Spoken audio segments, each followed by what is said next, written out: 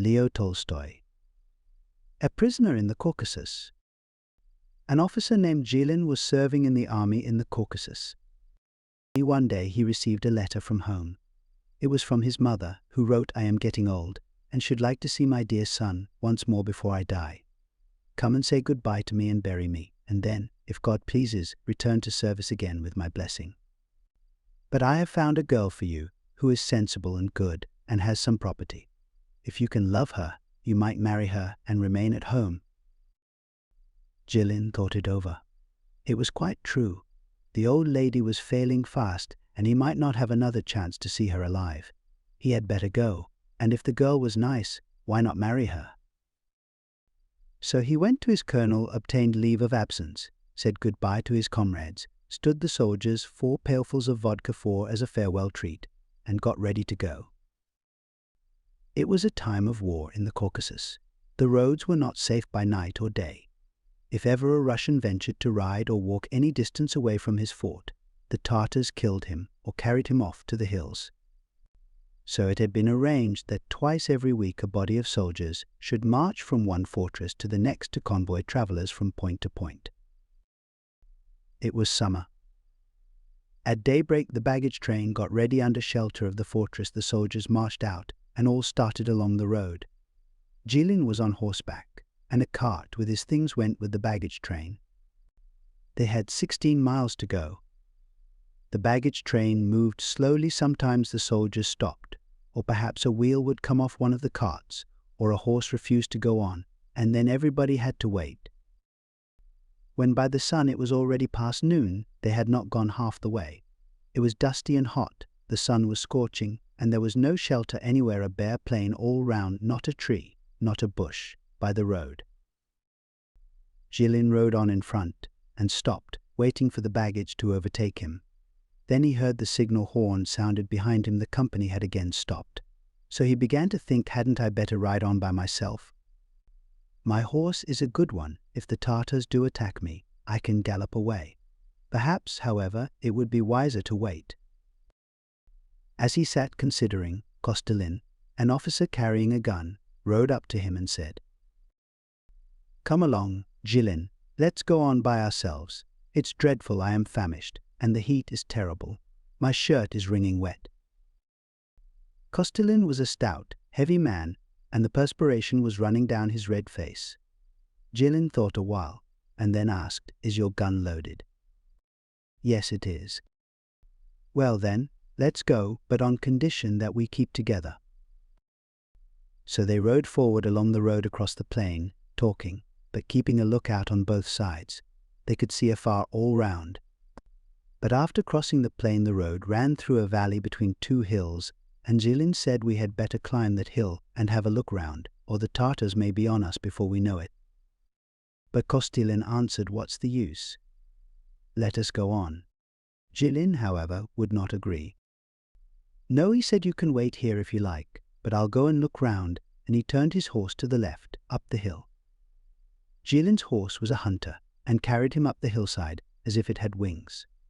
He had bought it for 100 rubles as a colt out of a herd, and had broken it in himself. Hardly had he reached the top of the hill, when he saw some 30 Tartars, not much more than 100 yards ahead of him. As soon as he caught sight of them, he turned round, but the Tartars had also seen him, and rushed after him at full gallop, getting their guns out as they went. Down galloped Jilin, as fast as the horse's legs could go, shouting to Kostilin, "Get your gun ready." And in thought, he said to his horse, "Get me well out of this, my pet, don't stumble, for if you do it's all up. Once I reach the gun, they shan't take me prisoner." But, instead of waiting, Kostilin, as soon as he caught sight of the Tartars, turned back towards the fortress at full speed, whipping his horse now on one side, now on the other, and its switching tail was all that could be seen of him in the dust. Jilin saw it. It was a bad lookout. The gun was gone. And what could he do with nothing but his sword? He turned his horse towards the escort, thinking to escape, but there were 6 Tartars rushing to cut him off. His horse was a good one, but theirs was still better, and besides, they were across his path. He tried to rein in his horse and to turn another way, but it was going so fast it could not stop, and dashed on straight towards the Tartars. He saw a red-bearded Tartar on a grey horse, with his gun raised, come at him, yelling and showing his teeth. "Ah," thought Jilin, "I know you, devils that you are. If you take me alive, you'll put me in a pit and flog me. I will not be taken alive." Jilin, though not a big fellow, was brave. He drew his sword and dashed at the red-bearded Tartar, thinking either I'll ride him down or disable him with my sword. He was still a horse's length away from him when he was fired at from behind, and his horse was hit. It fell to the ground with all its weight, pinning Jilin to the earth. He tried to rise, but two ill-savoured Tartars were already sitting on him and binding his hands behind his back. He made an effort and flung them off, but three others jumped from their horses and began beating his head with the butts of their guns. His eyes grew dim, and he fell back. The Tartars seized him, and taking spare girths from their saddles, twisted his hands behind him and tied them with a Tartar knot. They knocked his cap off, pulled off his boots, searched him all over, tore his clothes, and took his money and his watch. Jilin looked round at his horse. There it lay on its side, poor thing, just as it had fallen struggling, its legs in the air, unable to touch the ground. There was a hole in its head, and black blood was pouring out, turning the dust to mud for a couple of feet around. One of the Tartars went up to the horse and began taking the saddle off it still kicked, so he drew a dagger and cut its windpipe. A whistling sound came from its throat, the horse gave one plunge, and all was over. The Tartars took the saddle and trappings. The red-bearded Tartar mounted his horse, and the others lifted Jilin into the saddle behind him. To prevent his falling off, they strapped him to the Tartar's girdle, and then they all rode away to the hills. So there sat Jilin, swaying from side to side, his head striking against the Tartar's stinking back. He could see nothing but that muscular back and sinewy neck, with its closely shaven, bluish nape. Jilin's head was wounded, the blood had dried over his eyes, and he could neither shift his position on the saddle nor wipe the blood off. His arms were bound so tightly that his collar bones ached. They rode up and down hills for a long way. Then they reached a river which they forded, and came to a hard road leading across a valley. Jilin tried to see where they were going, but his eyelids were stuck together with blood, and he could not turn. Twilight began to fall. They crossed another river and rode up a stony hillside. There was a smell of smoke here, and dogs were barking. They had reached an owl, a Tartar village. The Tartars got off their horses. Tartar children came and stood round Jilin, shrieking with pleasure and throwing stones at him. The Tartar drove the children away, took Jilin off the horse, and called his man. Enoge 5 with high cheekbones, and nothing on but a shirt, and that so torn that his breast was all bare, answered the call. The Tartar gave him an order. He went and fetched shackles, 2 blocks of oak with iron rings attached, and a clasp and lock fixed to one of the rings. They untied Jilin's arms, fastened the shackles on his leg, and dragged him to a barn, where they pushed him in and locked the door. Jilin fell on a heap of manure. He lay still a while, then groped about to find a soft place, and settled down. Chapter 2. Worstan. That night Jilin hardly slept at all. It was the time of year when the nights are short, and daylight soon showed itself through a chink in the wall. He rose, scratched to make the chink bigger, and peeped out. Through the hole he saw a road leading downhill. To the right was a Tartar hut with 2 trees near it. A black dog lay on the threshold, and a goat and kids were moving about wagging their tails.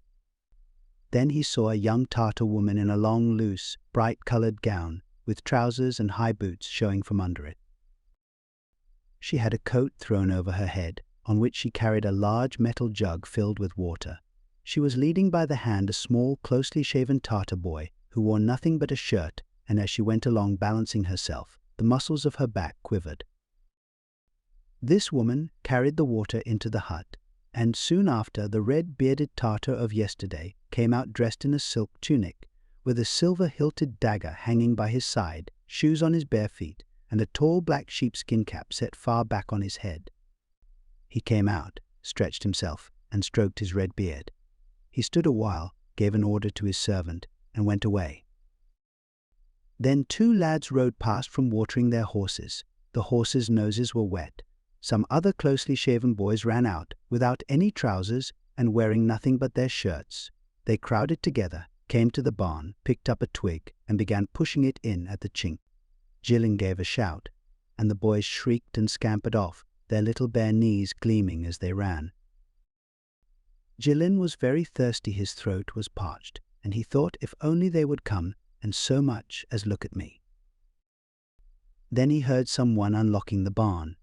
The red-bearded Tartar entered, and with him was another, a smaller man, dark with bright black eyes, red cheeks, and a short beard. He had a merry face, and was always laughing. This man was even more richly dressed than the other.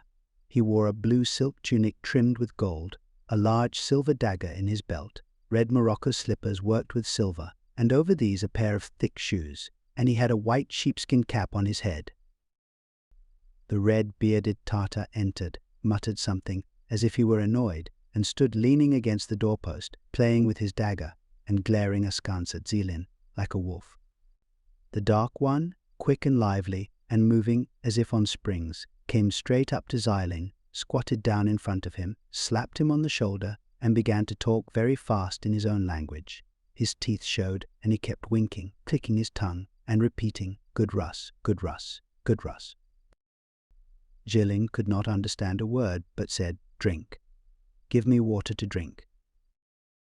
The dark man only laughed. "Good Russ," he said, and went on talking in his own tongue. Jilin made signs with lips and hands that he wanted something to drink. The dark man understood and laughed. Then he looked out of the door and called to someone dinner. A little girl came running in. She was about 13, slight, thin, and like the dark Tartar in face. Evidently she was his daughter. She, too, had clear black eyes, and her face was good-looking. She had on a long blue gown with wide sleeves and no girdle. The hem of her gown, the front, and the sleeves were trimmed with red. She wore trousers and slippers, and over the slippers stoutish shoes with high heels. Round her neck she had a necklace made of Russian silver coins. She was bareheaded, and her black hair was plaited with a ribbon and ornamented with gilt braid and silver coins. Her father gave an order, and she ran away and returned with a metal jug. She handed the water to Jilin and sat down, crouching so that her knees were as high as her head, and there she sat with wide-open eyes watching Jilin drink, as though he were a wild animal. When Jilin handed the empty jug back to her, she gave such a sudden jump back, like a wild goat, that it made her father laugh. He sent her away for something else. She took the jug, ran out, and brought back some unleavened bread on a round board, and once more sat down, crouching and looking on with staring eyes. Then the Tartars went away and again locked the door. After a while the Nogay came and said, "Ida," the master, "Ida." He, too, knew no Russian. All Jilin could make out was that he was told to go somewhere. Jilin followed the Nogay, but limped, for the shackles dragged his feet so that he could hardly step at all. On getting out of the barn he saw a Tartar village of about 10 houses, and a Tartar church with a small tower. 3 horses stood saddled before one of the house's little boys were holding them by the reins. The dark Tartar came out of this house, beckoning with his hand for Jilin to follow him. Then he laughed, said something in his own language, and returned into the house. Jilin entered. The room was a good one, the walls smoothly plastered with clay. Near the front wall lay a pile of bright-colored feather beds. The side walls were covered with rich carpets used as hangings, and on these were fastened guns, pistols and swords, all inlaid with silver. Close to one of the walls was a small stove on a level with the earthen floor. The floor itself was as clean as a thrashing ground. A large space in one corner was spread over with felt, on which were rugs, and on these rugs were cushions stuffed with down, and on these cushions sat 5 Tartars, the dark one, the red-haired one, and 3 guests. They were wearing their indoor slippers, and each had a cushion behind his back. Before them were standing millet cakes on a round board, melted butter in a bowl, and a jug of buza, or Tartar beer. They ate both cakes and butter with their hands. The dark man jumped up and ordered Jilin to be placed on one side, not on the carpet but on the bare ground. Then he sat down on the carpet again and offered millet cakes and buza to his guests. The servant made Jilin sit down, after which he took off his own overshoes, put them by the door where the other shoes were standing, and sat down nearer to his masters on the felt, watching them as they ate, and licking his lips. The Tartars ate as much as they wanted, and a woman dressed in the same way as the girl in a long gown and trousers, with a kerchief on her head, came and took away what was left, and brought a handsome basin and an ewer with a narrow spout. The Tartars washed their hands, folded them, went down on their knees, blew to the four quarters, and said their prayers. After they had talked for a while, one of the guests turned to Jilin and began to speak in Russian. "You were captured by Qazi Muhammad," he said, and pointed at the red-bearded Tartar. "And Qazi Muhammad has given you to Abdul Murat," pointing at the dark one. "Abdul Murat is now your master." Jilin was silent. Then Abdul Murat began to talk, laughing, pointing to Jilin, and repeating, "Soldier Russ, good Russ, good Russ." The interpreter said, "He orders you to write home and tell them to send a ransom, and as soon as the money comes he will set you free." Jilin thought for a moment and said, "How much ransom does he want?" The Tartars talked a while, and then the interpreter said, 3,000 rubles. "No," said Jilin, "I can't pay so much." Abdul jumped up and, waving his arms, talked to Jilin, thinking, as before, that he would understand. The interpreter translated, "How much will you give?" Jilin considered and said, 500 rubles. At this the Tartars began speaking very quickly, all together. Abdul began to shout at the red-bearded one, and jabbered so fast that the spittle spurted out of his mouth. The red-bearded one only screwed up his eyes and clicked his tongue. They quietened down after a while, and the interpreter said, 500 rubles is not enough for the master. He paid 200 for you himself. Qazi Muhammad was in debt to him, and he took you in payment. 3,000 rubles. Less than that won't do. If you refuse to write, you will be put into a pit and flogged with a whip." Thought Jilin, "the more one fears them, the worse it will be." So he sprang to his feet and said, "You tell that dog that if he tries to frighten me, I will not write at all, and he will get nothing. I never was afraid of you dogs, and never will be." The interpreter translated, and again they all began to talk at once. They jabbered for a long time, and then the dark man jumped up, came to Jilin, and said, "Dizigit Rus, Dizigit Rus, Dizigit Rus Dizigit," in their language means brave, and he laughed, and said something to the interpreter, who translated, 1,000 rubles will satisfy him. Jilin stuck to it, "I will not give more than 500, and if you kill me, you'll get nothing at all." The Tartars talked a while, then sent the servant out to fetch something, and kept looking, now at Jilin, now at the door. The servant returned, followed by a stout, barefooted, tattered man, who also had his legs shackled. Jilin gasped with surprise. It was Kostilin. He, too, had been taken. They were put side by side and began to tell each other what had occurred. While they talked, the Tartars looked on in silence. Jilin related what had happened to him, and Kostilin told how his horse had stopped, his gun missed fire, and this same Abdul had overtaken and captured him. Abdul jumped up, pointed to Kostilin, and said something. The interpreter translated that they both now belonged to one master, and the one who first paid the ransom would be set free first. "There now," he said to Jilin, "you get angry, but your comrade here is gentle. He has written home, and they will send 5,000 rubles, so he will be well fed and well treated." Jilin replied, "My comrade can do as he likes. Maybe he is rich. I am not.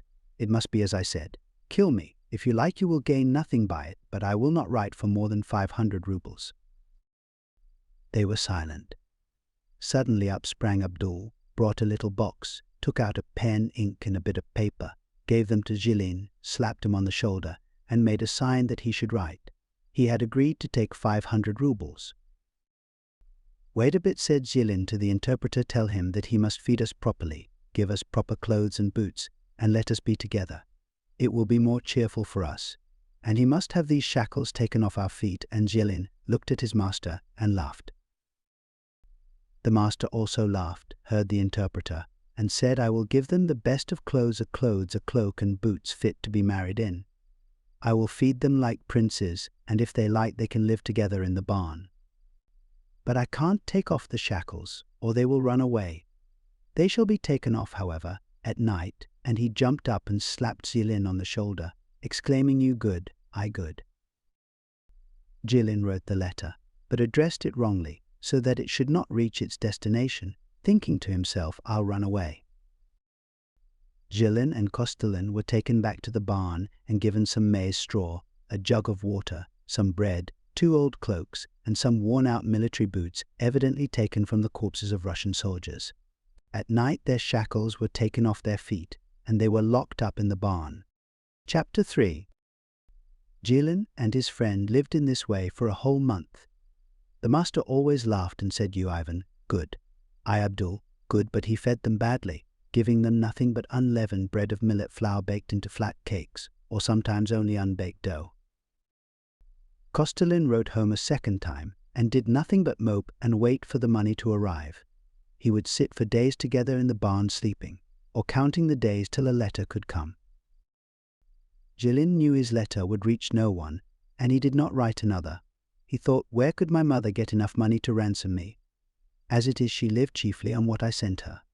If she had to raise 500 rubles, she would be quite ruined. With God's help, I'll manage to escape." So he kept on the lookout, planning how to run away. He would walk about the whistling, or would sit working, modeling dolls of clay, or weaving baskets out of twigs, for Jilin was clever with his hands. Once he modeled a doll with a nose and hands and feet, and with a Tartar gown on, and put it up on the roof. When the Tartar women came out to fetch water, the master's daughter, Dina, saw the doll and called the women, who put down their jugs and stood looking and laughing. Jilin took down the doll and held it out to them. They laughed, but dared not take it. He put down the doll and went into the barn, waiting to see what would happen. Dina ran up to the doll, looked round, seized it, and ran away.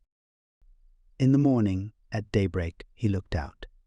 Dina came out of the house and sat down on the threshold with the doll, which she had dressed up in bits of red stuff, and she rocked it like a baby, singing a Tartar lullaby. An old woman came out and scolded her, and snatching the doll away she broke it to bits, and sent Dina about her business. But Jilin made another doll, better than the first, and gave it to Dina. Once Dina brought a little jug, put it on the ground, sat down gazing at him, and laughed, pointing to the jug. What pleases her so, wondered Jilin. He took the jug thinking it was water, but it turned out to be milk. He drank the milk and said, "That's good." How pleased Dina was. "Good, Ivan, good," said she, and she jumped up and clapped her hands. Then, seizing the jug, she ran away. After that, she stealthily brought him some milk every day. The Tartars make a kind of cheese out of goat's milk, which they dry on the roofs of their houses, and sometimes, on the sly, she brought him some of this cheese. And once, when Abdul had killed a sheep, she brought Jilin a bit of mutton in her sleeve. She would just throw the things down and run away. One day there was a heavy storm, and the rain fell in torrents for a whole hour. All the streams became turbid. At the ford the water rose till it was 7 feet high, and the current was so strong that it rolled the stones about. Rivulets flowed everywhere, and the rumbling in the hills never ceased. When the storm was over, the water ran in streams down the village street.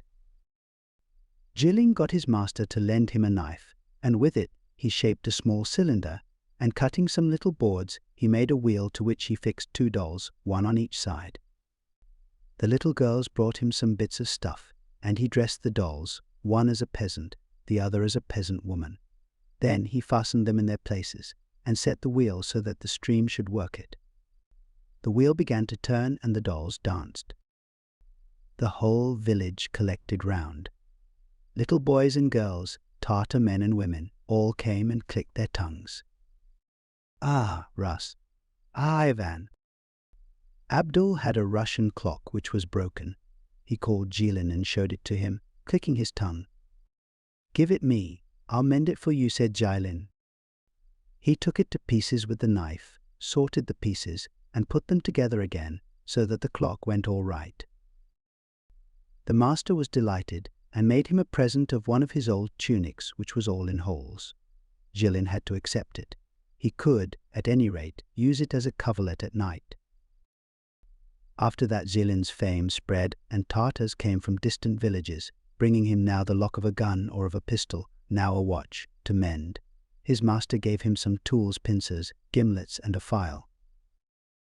One day a Tartar fell ill, and they came to Jilin, saying, "Come and heal him." Jilin knew nothing about doctoring, but he went to look and thought to himself, "Perhaps he will get well anyway."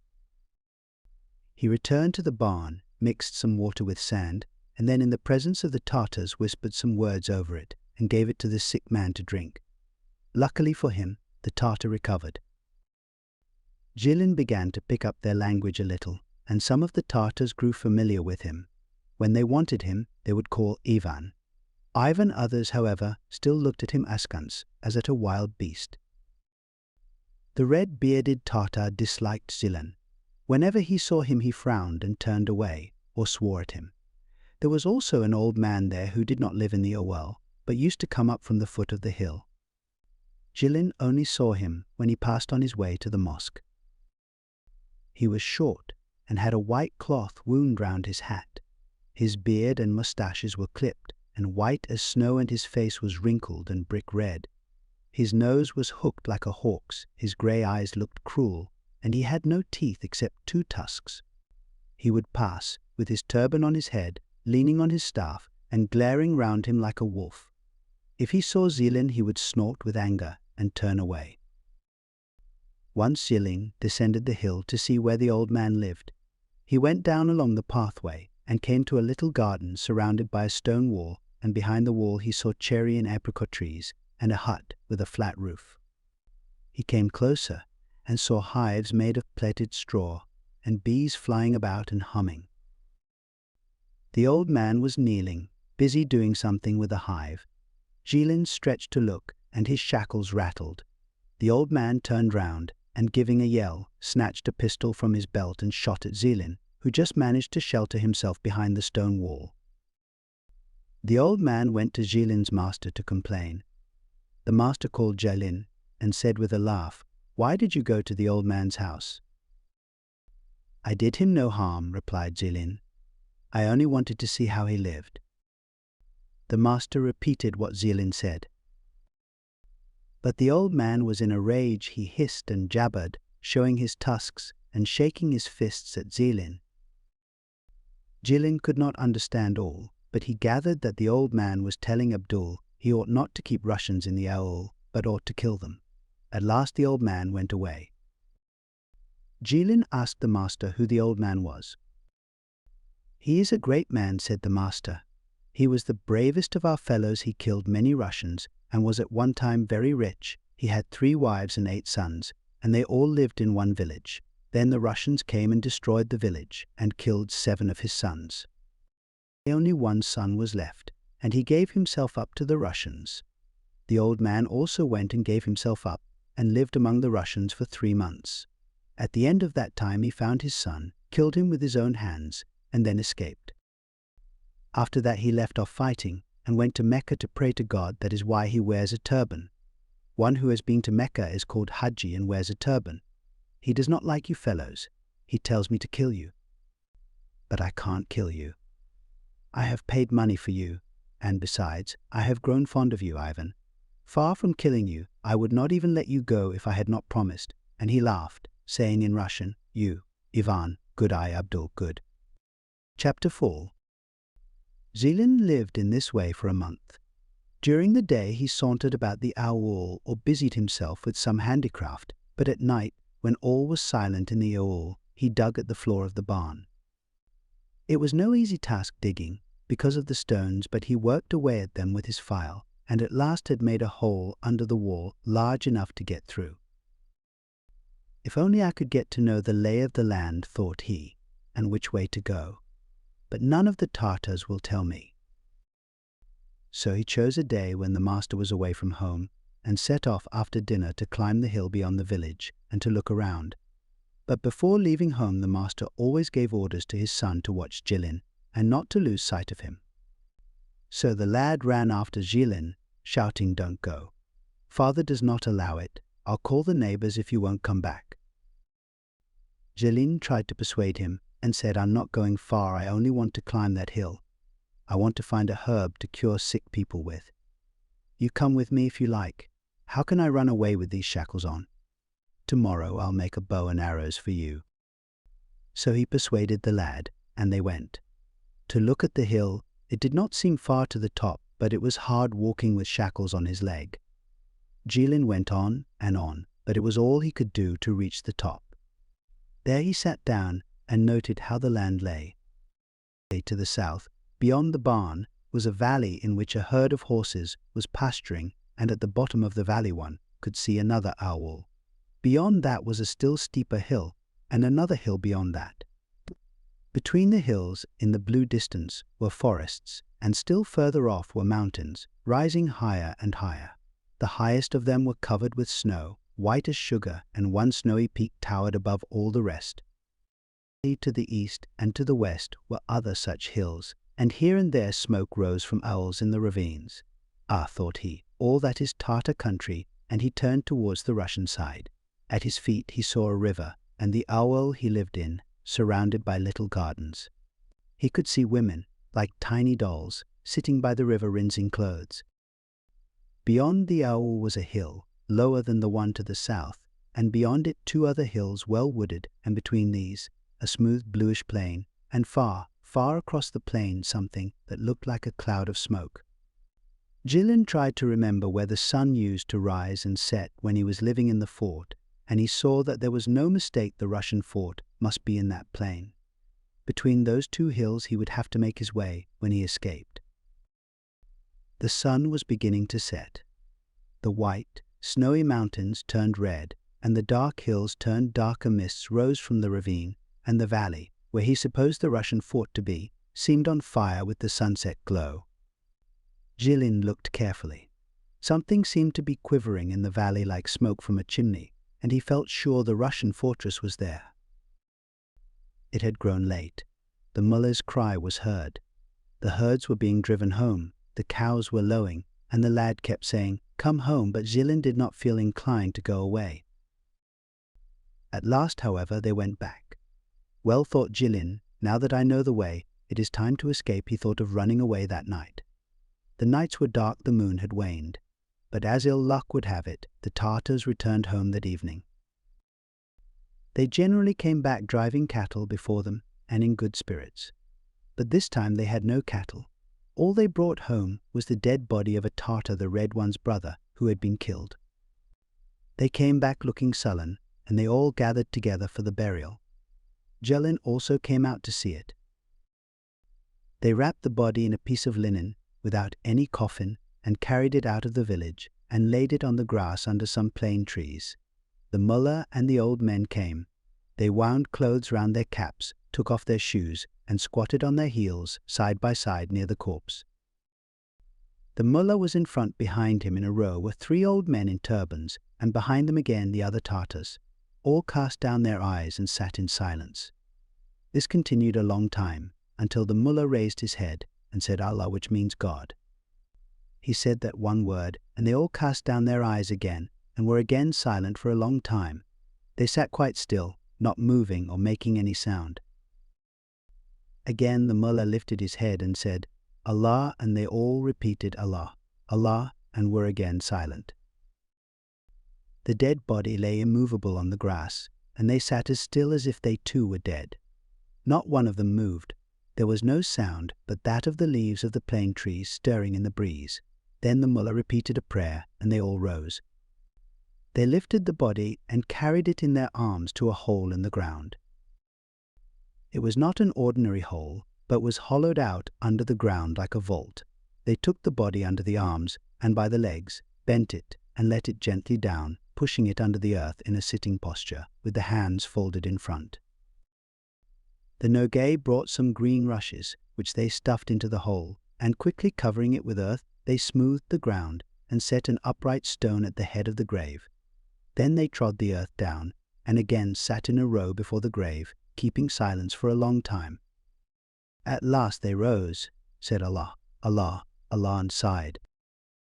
The red-bearded Tartar gave money to the old men, then he too rose, took a whip, struck himself with it 3 times on the forehead, and went home. The next morning Jilin saw the red Tartar, followed by 3 others, leading a mare out of the village. When they were beyond the village, the red-bearded Tartar took off his tunic and turned up his sleeves, showing his stout arms. Then he drew a dagger and sharpened it on a whetstone. The other Tartars raised the mare's head, and he cut her throat, threw her down, and began skinning her, loosening the hide with his big hands. Women and girls came and began to wash the entrails and the inwards. The mare was cut up, the pieces taken into the hut, and the whole village collected at the red Tartar's hut for a funeral feast. For 3 days they went on eating the flesh of the mare, drinking buza, and praying for the dead man. All the Tartars were at home. On the 4th day at dinner time Jilin saw them preparing to go away. Horses were brought out, they got ready, and some 10 of them, the red one among them, rode away, but Abdul stayed at home. It was new moon, and the nights were still dark. Ah, thought Jilin, tonight is the time to escape, and he told Kostilin, but Kostilin's heart failed him. How can we escape, he said. We don't even know the way. I know the way, said Jilin. Even if you do, said Kostilin, we can't reach the fort in 1 night.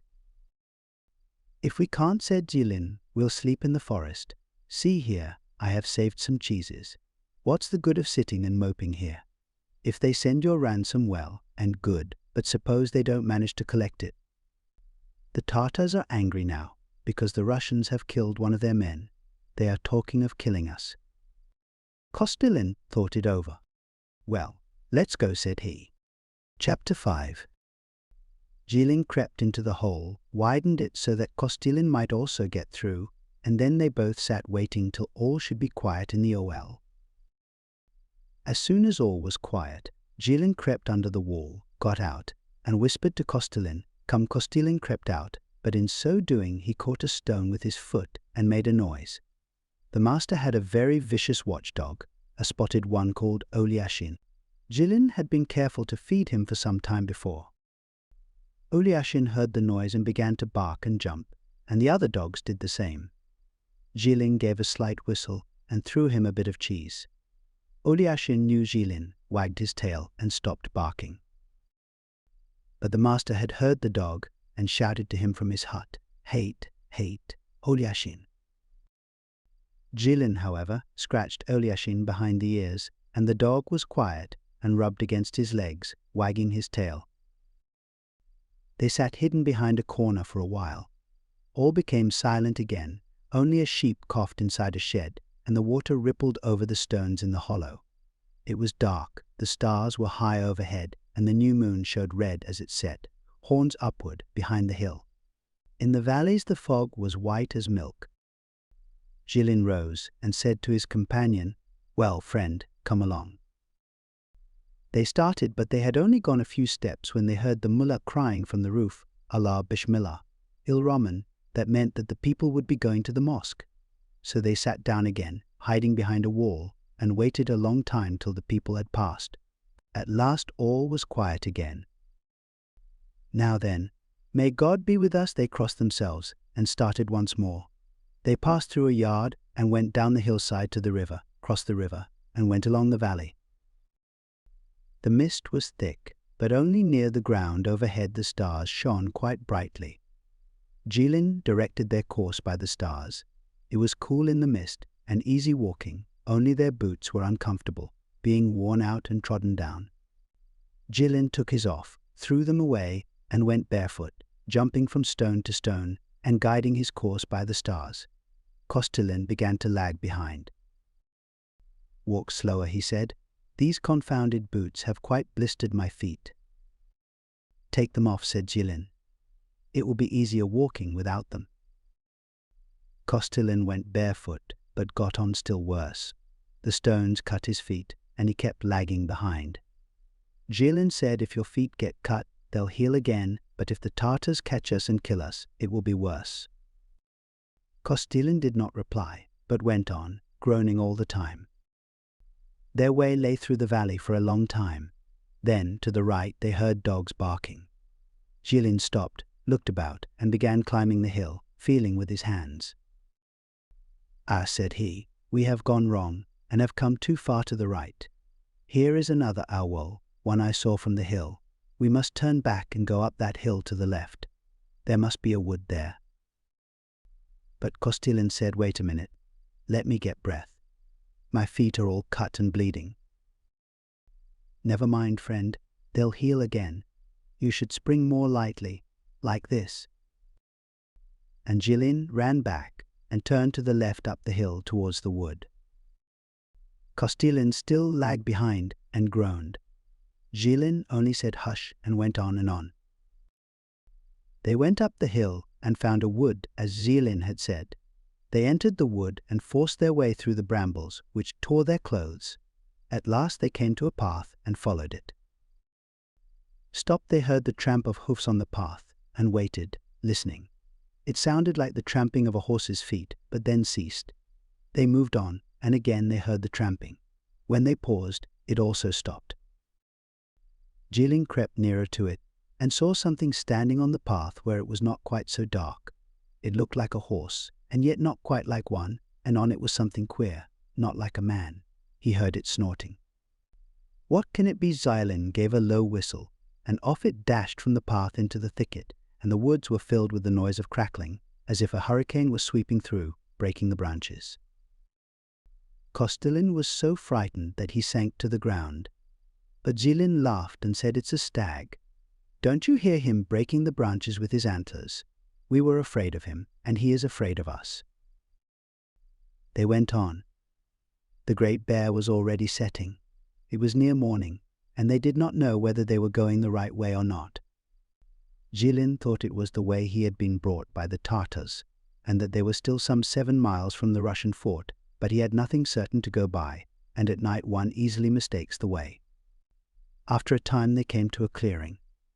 Kostilin sat down and said, "Do as you like. I can go no farther. My feet won't carry me." Jilin tried to persuade him. "No, I shall never get there, I can't." Jilin grew angry and spoke roughly to him. "Well then, I shall go on alone. Goodbye." Kostilin jumped up and followed. They went another 3 miles. The mist in the wood had settled down still more densely. They could not see a yard before them, and the stars had grown dim. Suddenly they heard the sound of a horse's hoofs in front of them. They heard its shoes strike the stones. Jilin lay down flat and listened with his ear to the ground. "Yes, so it is. A horseman is coming towards us." They ran off the path, crouched among the bushes, and waited. Jilin crept to the road, looked, and saw a Tartar on horseback driving a cow and humming to himself. The Tartar rode past. Jilin returned to Kostilin. "God has let him past us. Get up and let's go on." Kostilin tried to rise, but fell back again. "I can't, on my word I can't. I have no strength left." He was heavy and stout, and had been perspiring freely. Chilled by the mist, and with his feet all bleeding, he had grown quite limp. Jilin tried to lift him, when suddenly Kostilin screamed out, "Oh, how it hurts!" Jilin's heart sank. "What are you shouting for? The Tartar is still near. He'll have heard you," and he thought to himself, "He is really quite done up. What am I to do with him? It won't do to desert a comrade." "Well then, get up and climb up on my back. I'll carry you if you really can't walk." He helped Kostilin up and put his arms under his thighs. Then he went out onto the path, carrying him. "Only, for the love of heaven," said Jilin, "don't throttle me with your hands. Hold on to my shoulders." Jilin found his load heavy. His feet, too, were bleeding, and he was tired out. Now and then he stooped to balance Kostilin better, jerking him up so that he should sit higher, and then went on again. The Tartar must, however, really have heard Kostilin scream. Jilin suddenly heard someone galloping behind and shouting in the Tatar tongue.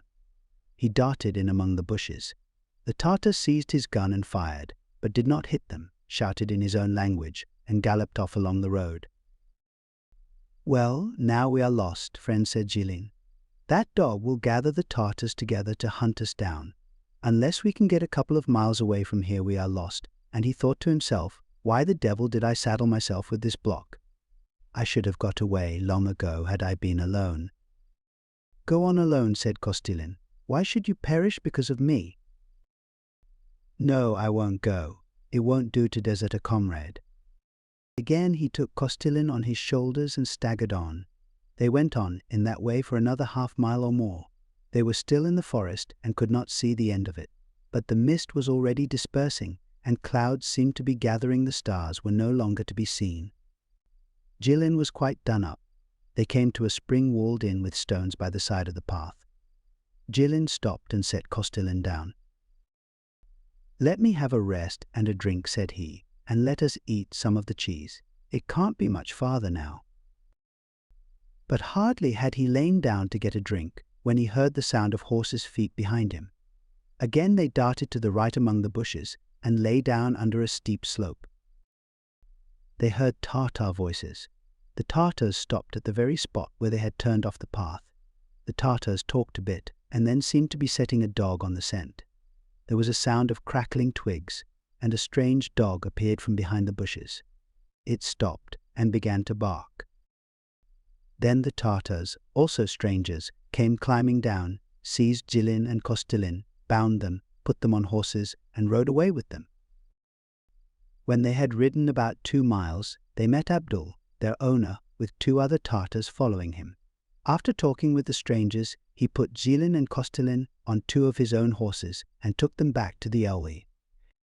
Abdul did not laugh now and did not say a word to them. They were back at the Elwil by daybreak and were set down in the street. The children came crowding round, throwing stones, shrieking, and beating them with whips. The Tartars gathered together in a circle, and the old man from the foot of the hill was also there. They began discussing, and Jilin heard them considering what should be done with him and Kostilin. Some said they ought to be sent farther into the mountains, but the old man said they must be killed. Abdul disputed with him, saying, "I gave money for them, and I must get ransom for them," but the old man said, "They will pay you nothing, but will only bring misfortune. It is a sin to feed Russians. Kill them and have done with it." They dispersed. When they had gone, the master came up to Jilin and said, "If the money for your ransom is not sent within a fortnight, I will flog you, and if you try to run away again, I'll kill you like a dog. Write a letter, and write properly." Paper was brought to them, and they wrote the letters. Shackles were put on their feet, and they were taken behind the mosque to a deep pit about 12 feet square, into which they were let down. Life was now very hard for them. Their shackles were never taken off, and they were not let out into the fresh air. Unbaked dough was thrown to them, as if they were dogs, and water was let down in a can. It was wet and close in the pit, and there was a horrible stench. Kostilin grew quite ill. His body became swollen, and he ached all over, and moaned or slept all the time. Jilin, too, grew downcast. He saw it was a bad lookout, and could think of no way of escape. He tried to make a tunnel, but there was nowhere to put the earth. His master noticed it, and threatened to kill him. He was sitting on the floor of the pit one day, thinking of freedom and feeling very downhearted, when suddenly a cake fell into his lap, then another, and then a shower of cherries. He looked up, and there was Dina. She looked at him, laughed, and ran away. And Jilin thought, "Might not Dinah help me?" He cleared out a little place in the pit, scraped up some clay, and began modeling toys. He made men, horses, and dogs, thinking, "When Dina comes, I'll throw them up to her." But Dina did not come next day. Jilin heard the tramp of horses, some men rode past, and the Tartars gathered in council near the mosque. They shouted and argued. The word Russians was repeated several times. He could hear the voice of the old man. Though he could not distinguish what was said, he guessed that Russian troops were somewhere near, and that the Tartars, afraid they might come into the well, did not know what to do with their prisoners. After talking a while, they went away. Suddenly he heard a rustling overhead and saw Dina crouching at the edge of the pit, her knees higher than her head and bending over so that the coins of her plate dangled above the pit. Her eyes gleamed like stars. She drew 2 cheeses out of her sleeve and threw them to him. Jilin took them and said, "Why did you not come before? I have made some toys for you. Here, catch," and he began throwing the toys up, one by one. But she shook her head and would not look at them. "I don't want any," she said. She sat silent for a while and then went on, "Ivan, they want to kill you," and she pointed to her own throat. "Who wants to kill me?" "More. Father, the old men say he must. But I am sorry for you." Jilin answered, "Well, if you are sorry for me, bring me a long pole."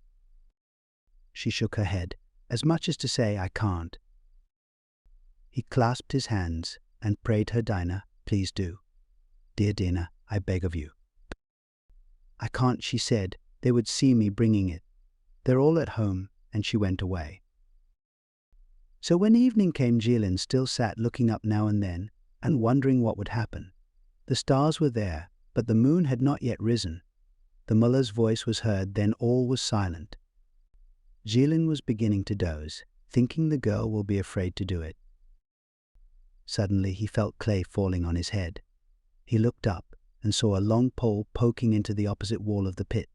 It kept poking about for a time, and then it came down, sliding into the pit. Jilin was glad indeed. He took hold of it and lowered it. It was a strong pole, one that he had seen before on the roof of his master's hut. He looked up. The stars were shining high in the sky, and just above the pit Dina's eyes gleamed in the dark like a cat's. She stooped with her face close to the edge of the pit and whispered, "Ivan." Ivan waving her hand in front of her face to show that he should speak low. "What?" said Jilin. "All but 2 have gone away." Then Jilin said, "Well, Kostilin, come, let us have one last try, I'll help you up." But Kostilin would not hear of it. "No," said he, "it's clear I can't get away from here. How can I go when I have hardly strength to turn round?" "Well, goodbye then. Don't think ill of me," and they kissed each other. Jilin seized the pole, told Dina to hold on, and began to climb. He slipped once or twice, the shackles hindered him. Kostilin helped him, and he managed to get to the top. Dina, with her little hands, pulled with all her might at his shirt, laughing. Jilin drew out the pole and said, "Put it back in its place, Dina, or they'll notice, and you will be beaten." She dragged the pole away, and Jilin went down the hill. When he had gone down the steep incline, he took a sharp stone and tried to wrench the lock off the shackles. But it was a strong lock and he could not manage to break it, and besides, it was difficult to get at. Then he heard someone running down the hill, springing lightly. He thought, surely that's Dina again. Dina came, took a stone, and said, "Let me try." She knelt down and tried to wrench the lock off, but her little hands were as slender as little twigs, and she had not the strength. She threw the stone away and began to cry. Then Jilin set to work again at the lock, and Dina squatted beside him with her hand on his shoulder. Jilin looked round and saw a red light to the left behind the hill. The moon was just rising. "Ah," he thought, "before the moon has risen I must have passed the valley and be in the forest," so he rose and threw away the stone. Shackles or no, he must go on. "Goodbye, Dina dear," he said. "I shall never forget you." Dina seized hold of him and felt about with her hands for a place to put some cheeses she had brought. He took them from her. "Thank you, my little one. Who will make dolls for you when I am gone?" and he stroked her head. Dina burst into tears, hiding her face in her hands. Then she ran up the hill like a young goat, the coins in her plate clinking against her back. Jilin crossed himself, took the lock of his shackles in his hand to prevent its clattering, and went along the road, dragging his shackled leg and looking towards the place where the moon was about to rise. He now knew the way. If he went straight, he would have to walk nearly 6 miles. If only he could reach the wood before the moon had quite risen. He crossed the river. The light behind the hill was growing whiter. Still looking at it, he went along the valley. The moon was not yet visible. The light became brighter, and one side of the valley was growing lighter, and shadows were drawing in towards the foot of the hill, creeping nearer and nearer to him. Jilin went on, keeping in the shade. He was hurrying, but the moon was moving still faster. The tops of the hills on the right were already lit up. As he got near the wood, the white moon appeared from behind the hills, and it became light as day. One could see all the leaves on the trees. It was light on the hill, but silent, as if nothing were alive. No sound could be heard but the gurgling of the river below. Jilin reached the wood without meeting anyone, chose a dark spot, and sat down to rest. He rested and ate one of the cheeses. Then he found a stone and set to work again to knock off the shackles. He knocked his hand sore, but could not break the lock. He rose and went along the road. After walking the greater part of a mile, he was quite done up, and his feet were aching. He had to stop every 10 steps. There is nothing else for it, thought he. I must drag on as long as I have any strength left. If I sit down, I shan't be able to rise again. I can't reach the fortress, but when day breaks I'll lie down in the forest, remain there all day, and go on again at night. He went on all night. 2 Tartars on horseback passed him, but he heard them a long way off and hid behind a tree. The moon began to grow paler, the dew to fall. It was getting near dawn, and Jilin had not reached the end of the forest. Well, thought he, I'll walk another 30 steps, and then turn in among the trees and sit down. He walked another 30 steps and saw that he was at the end of the forest. He went to the edge. It was now quite light, and straight before him was the plain and the fortress. To the left, quite close at the foot of the slope, a fire was dying out, and the smoke from it spread round. There were men gathered about the fire. He looked intently and saw guns glistening. They were soldiers, Cossacks. Jilin was filled with joy. He collected his remaining strength and set off down the hill, saying to himself, God forbid that any mounted Tartar should see me now, in the open field. Near as I am, I could not get there in time. Hardly had he said this when, a couple of 100 yards off, on a hillock to the left, he saw 3 Tartars. They saw him also and made a rush. His heart sank. He waved his hands and shouted with all his might, brothers, brothers, help. The Cossacks heard him, and a party of them on horseback darted to cut across the Tartars' path. The Cossacks were far and the Tartars were near, but Jilin, too, made a last effort. Lifting the shackles with his hand, he ran towards the Cossacks, hardly knowing what he was doing, crossing himself and shouting, brothers, brothers, brothers. There were some 15 Cossacks. The Tartars were frightened and stopped before reaching him. Jilin staggered up to the Cossacks. They surrounded him and began questioning him. Who are you? What are you? Where from? But Jilin was quite beside himself and could only weep and repeat, brothers, brothers. Then the soldiers came running up and crowded round Jilin, one giving him bread, another buckwheat, a third vodka, one wrapping a cloak round him, another breaking his shackles. The officers recognized him and rode with him to the fortress. The soldiers were glad to see him back, and his comrades all gathered round him. Jilin told them all that had happened to him. That's the way I went home and got married, said he. No, it seems plain that fate was against it. So he went on serving in the Caucasus. A month passed before Kostilin was released, after paying 5,000 rubles ransom. He was almost dead when they brought him back. Written in 1870. Dear friends, please support our channel, like and subscribe. I run this channel entirely on my own, and your support is important to me. Thank you for listening to Russian literature.